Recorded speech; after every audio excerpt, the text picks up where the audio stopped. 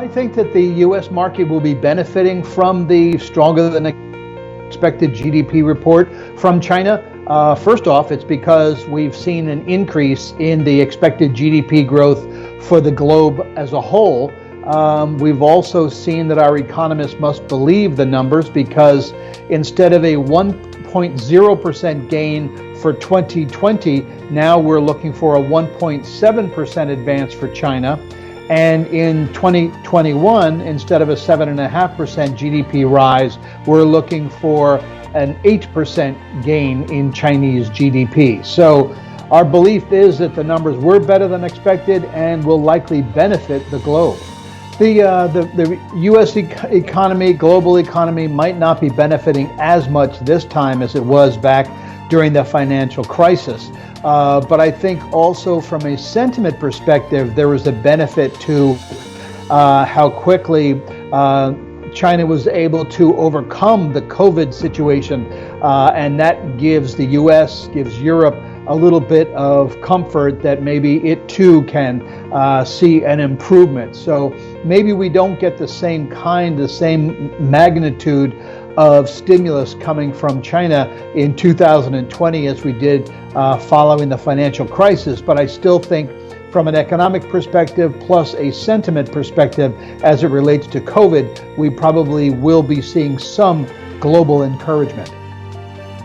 Well, there are thousands of international mutual funds and ETFs out there.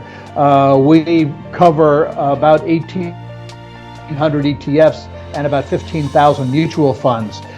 In general, right now, the emerging markets look more attractive than the developed markets, in our opinion.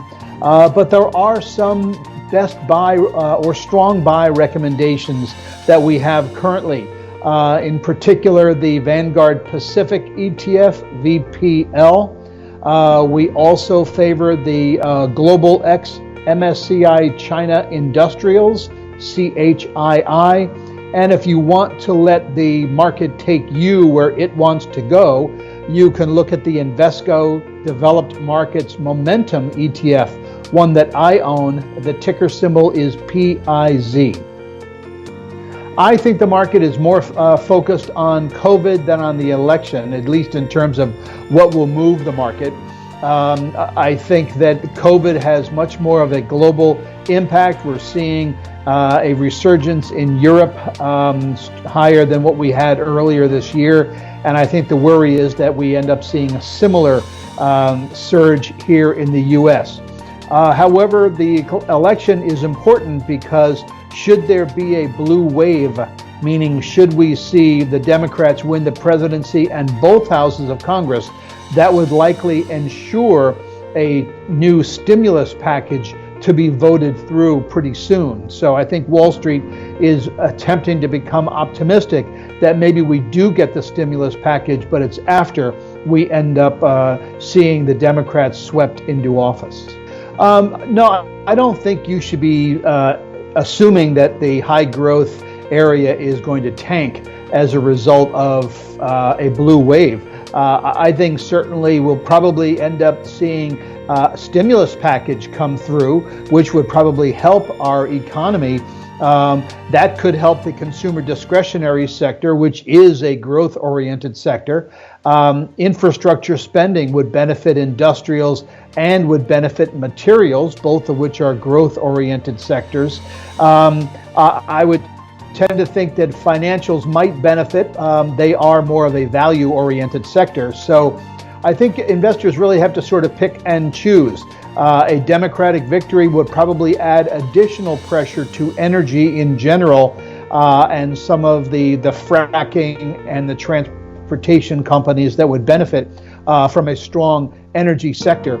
So you really have to take a rifle shot rather than a shotgun approach to how you invest. We still have an underweight recommendation on energy. Certainly from a dividend yield perspective, it looks attractive, and you might have some global integrated oil companies that are going to maintain their dividend. But when you have momentum working against investors, then that kind of momentum tends to stay around for quite some time. Now energy represents about 2% of the S&P 500 index, whereas it represented close to 30% back in the late 1970s. So energy is going through some very, very tough times, and I think you have to wait before we see a rotation back into the energy group, which I don't think is dead entirely, but it's certainly have fallen on bad times.